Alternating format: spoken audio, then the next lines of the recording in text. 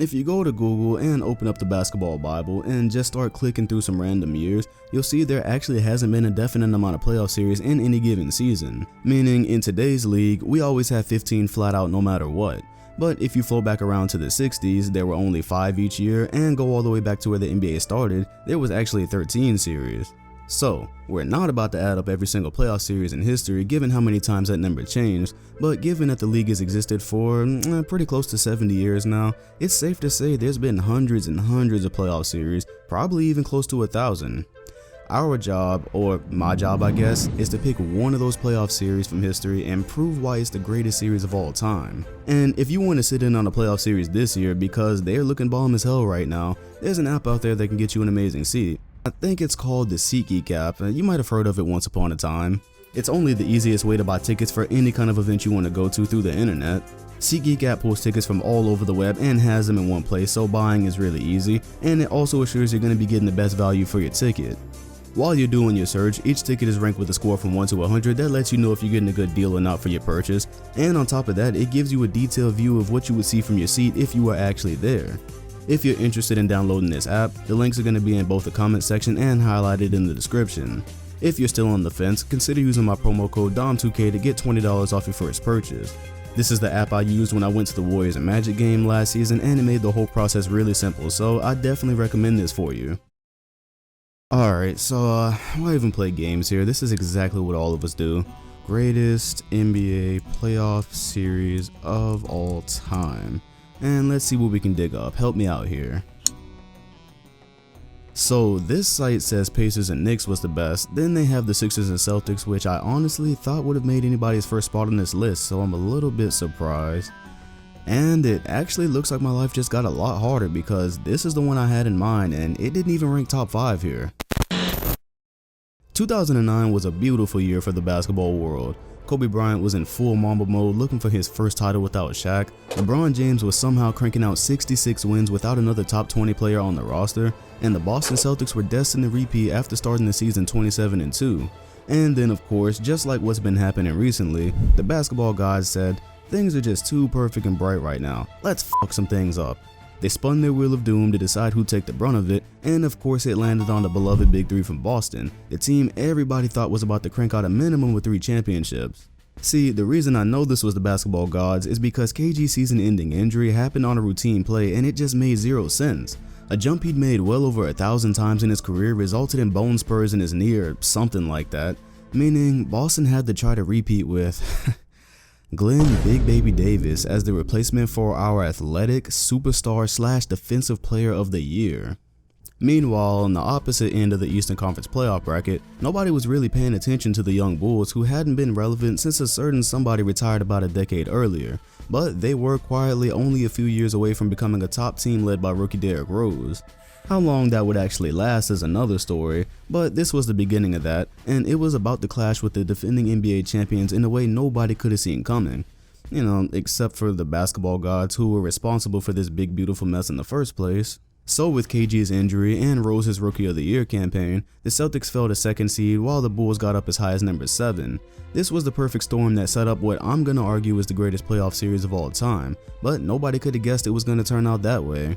The general feeling around the NBA was that, yeah, Boston might lose to the Magic or Cleveland without Kevin Garnett, but Pierce and Allen are more than enough to take out a couple of college kids and Ben Gordon. But what those people didn't count on was, well, they didn't count on a lot actually. I'll explain that in this section. Let's take a look at the major contributors in this series. You had the Rookie of the Year who was only 20 years old, young and inexperienced, and couldn't even legally drink yet, so nobody thought he'd know how to handle this type of situation right off the bat. Next, you had Kobe Bryant disguised as Ben Gordon. A lot of us were disappointed we didn't get to see Kobe take out his revenge on the Celtics after 08, but I can promise you that was actually him wearing number 7 for the Bulls. But wait, that wasn't even the worst part. Out of f***ing nowhere, Tyrese Thomas decides he's the Defensive Player of the Year since Kevin Garnett isn't playing. John Salmons was hooping that series as well, which I'm gonna go ahead and assume a lot of you young fans don't know. And then there was Joakim Noah who... my god. Look, he made a poster on Paul Pierce, alright? That doesn't even sound right in 2018.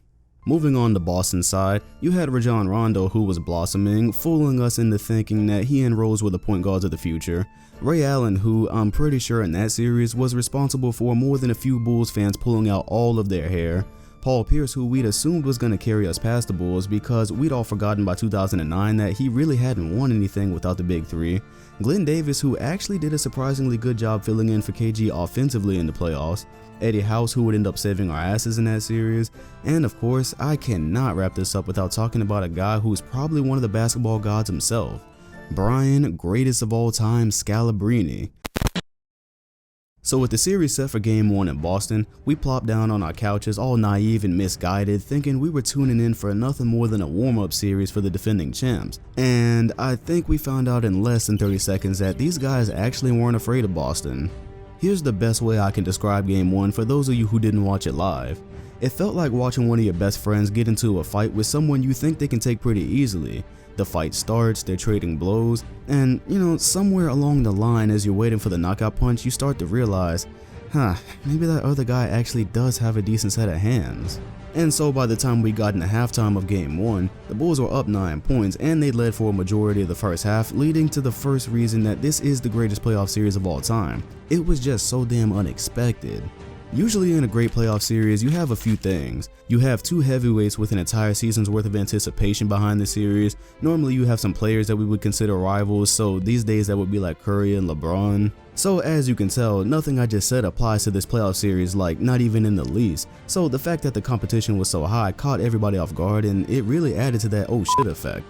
But again, I'm young and naive at the time because this is almost 10 years ago, so I figured Boston would have it together by the second half. The fourth quarter started, Boston had caught back up as we expected, but it was still too close to call, which nobody expected. And in this quarter lies our first shred of evidence that this was Kobe on the court and not Ben Gordon. Yeah, it's true that up to this point he had only scored 8 points in 3 quarters, but as we got to crunch time, he proceeded to score again. Gordon. He's not going to stay down for long. He's not staying down for long, Dan. And again. Gordon, fade away over Ray Allen, and one. And again. Gordon. Woo! 12 in the quarter for Ben Gordon.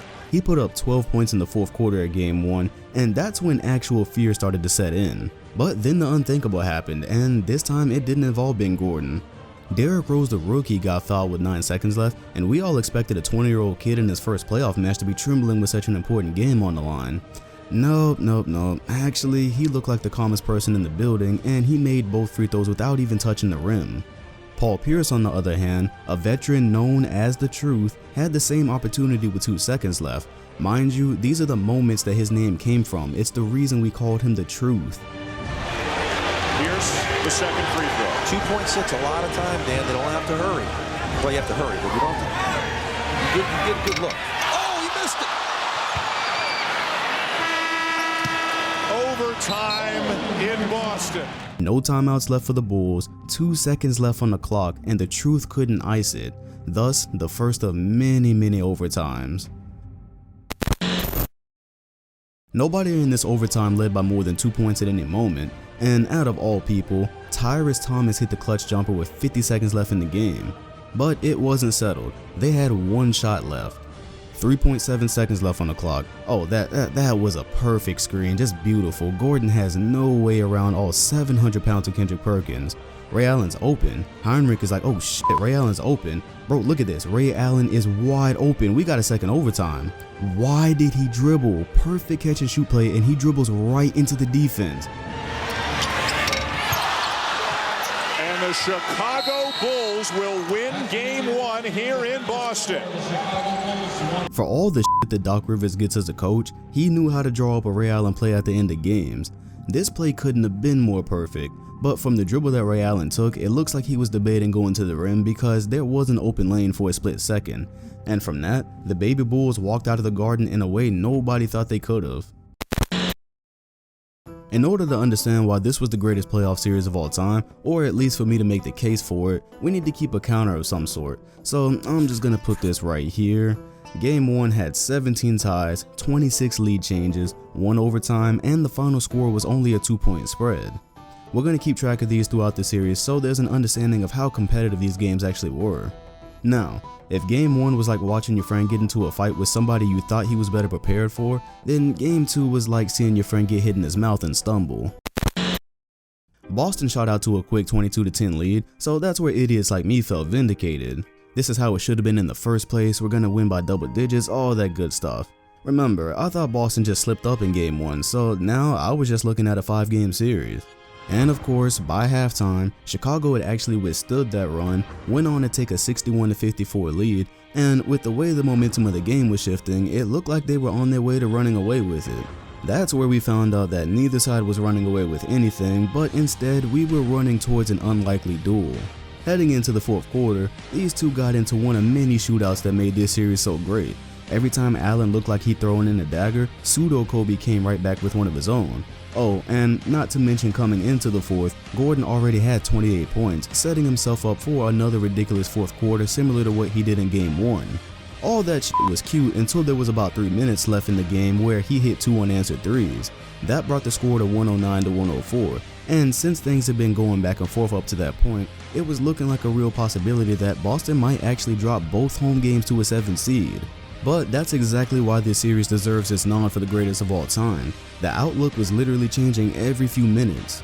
There was some more back and forth play just like there was with all these games. The Mamba kept coming up clutch, Ray Allen was also clutch and gave the Celtics a lead in what should have been the end of the game. And then this happened. They trap Gordon. This is for the tie. Oh. With 12.3. Gordon had 2 guys with their hands right in his face. The score was 115-115 and we were dead set for our second overtime in our second game. Ben Gordon's got 42 points and he's more than capable of 50 if this game goes on any longer. Ray Allen's bounced back from a 1-for-12 shooting game the other night, and luckily for the Celtics, like was mentioned earlier, if Doc Rivers knew how to do anything in the world, he knew how to draw up an end of game shot for Ray Allen. Allen over Noah. Oh! Ray Allen has done it again! Here comes Thomas.